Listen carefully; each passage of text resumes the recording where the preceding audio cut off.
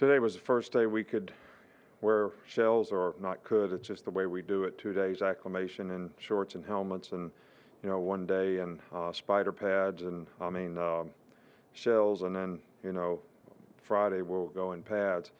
So I think that, the progression has been good with the players. I think the challenge remains what I talked about before after the first practice is, people taking individual responsibility to be accountable. But then that was the message after the first day.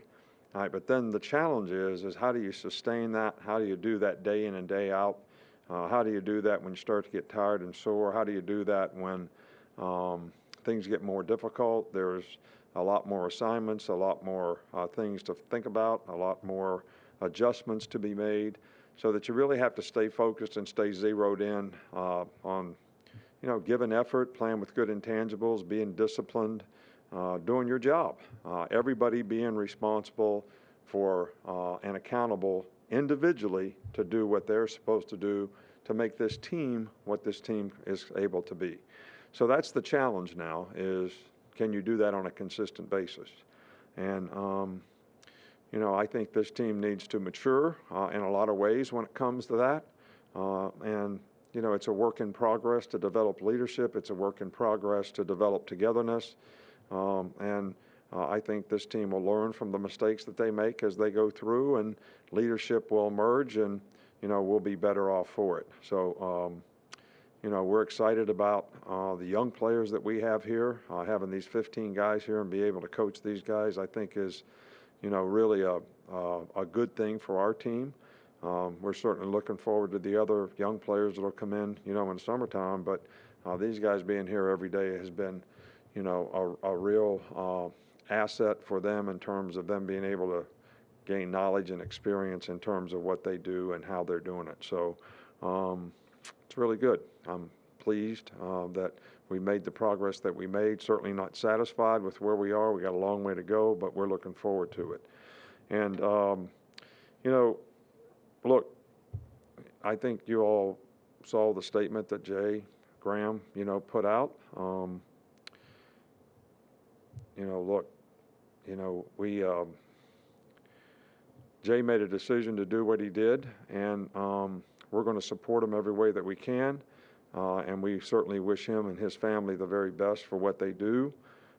Obviously, our plan is to improvise and adjust. I think we have other people that can help us coach special teams. Todd Watson, who was an assistant intern doing special teams, we just activated him to, do it for now, and we'll start a search and see if we can find the best coach. And, there's no timetable for doing that. We want to really try to get the best person that we can get. It's not an ideal time. Lots of people in spring practice, so we'll just have to see how it goes and how that process ends up. We just started that a little bit today. Okay, thanks, Coach. We'll start with Charlie Potter. Yeah, Coach, I just want to ask you about Keilan Robinson. Just what kind of shape is he in, and what have you seen from him so far He's this doing spring? great. He's got great speed. He's gotten bigger and stronger. He's really playing fast. He's playing really good on special teams. He's a potential kickoff returner for us. He was before when he was a freshman. So, that's certainly a role. And he's made great progress as a running back. He's got pretty good carryover knowledge and experience-wise from the year before. And I'm really pleased with what he's been doing so far. Okay, we'll go to Michael Casagrande. Michael, go ahead. Yes, when you look at the offense and considering how many guys graduated or went pro, what are your biggest curiosities as to what you'll be able to accomplish this spring in these 15 practices?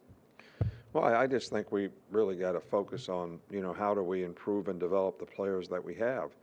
I think we went through the similar process last year on defense where we had like 8 new starters, 4 new guys out of 5 in the secondary. And, it's going to be, that way a little bit, especially this spring with Emil out and, Mechie out.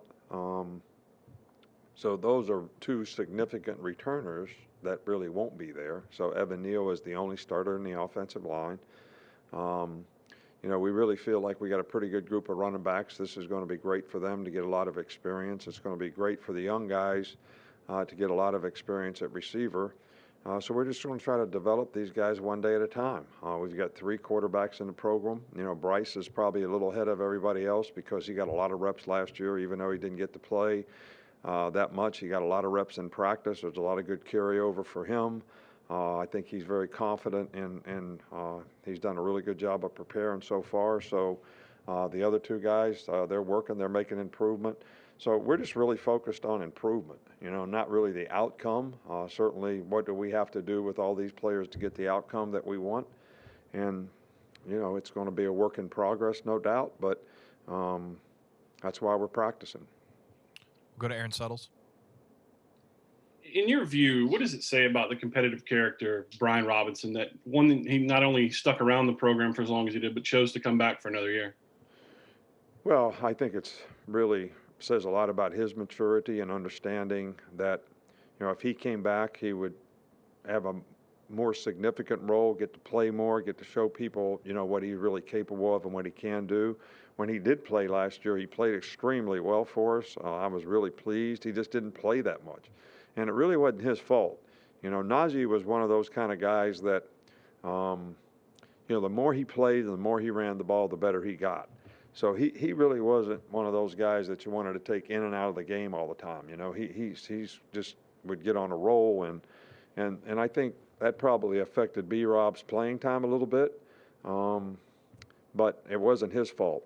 We had all the confidence in the world in him last year, and I think he knows what he has an opportunity to do this year, and he's so far really been great in the off-season program and had 3 really good days, and he's providing leadership out there, so I'm encouraged.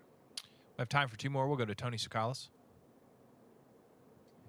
Nick, we've seen a lot from Jaleel Billingsley at the tight end position, but outside of that, we haven't seen as much from them. What is your assessment of the rest of the tight ends in that unit and how they've progressed heading into the spring?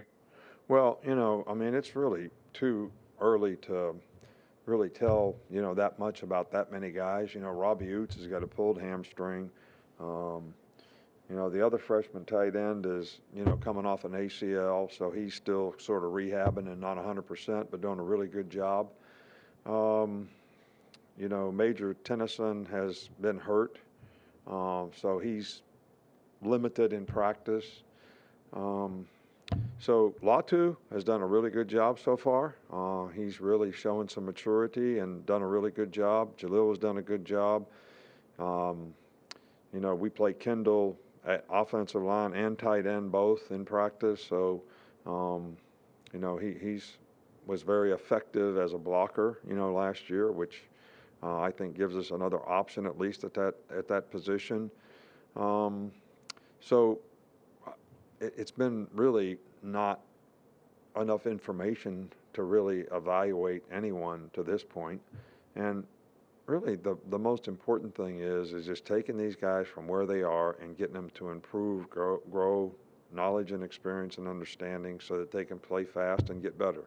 So we haven't had much of an opportunity to do that yet. Okay, we'll finish up with David Pascal from Chattanooga. Unmute yourself, David. Nick, with the number of mid-years that you've got and are at other SEC schools, I was wondering, in all your years of coaching, have you had a mid-year that was so impressive during off-season workouts and maybe through those first 4 or 5 practices, like that first full padded practice, to where you knew you could count on him, or is that just not long enough of a time frame to judge? Well, I don't think it's fair really to judge guys, you know, that quickly. I think you see potential in guys, and you start to see after maybe 6, 7, 8 practices, maybe after the first scrimmage, you know, that if these guys continue to improve and progress, they're going to be able to help us in some regard.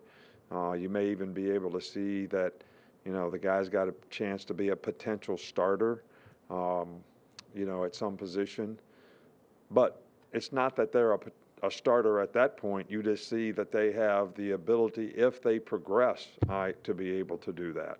And we played a ton of freshmen around here in the past now, and you know, some of them developed throughout the course of the year, played more in the second half than the first half.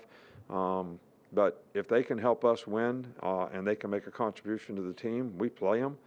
We've played a lot of freshmen, given a lot of guys a lot of opportunity, and for the most part, they've done a pretty good job in whatever their role has been. But I think it's way too early to really tell, about how that's going to progress at this point.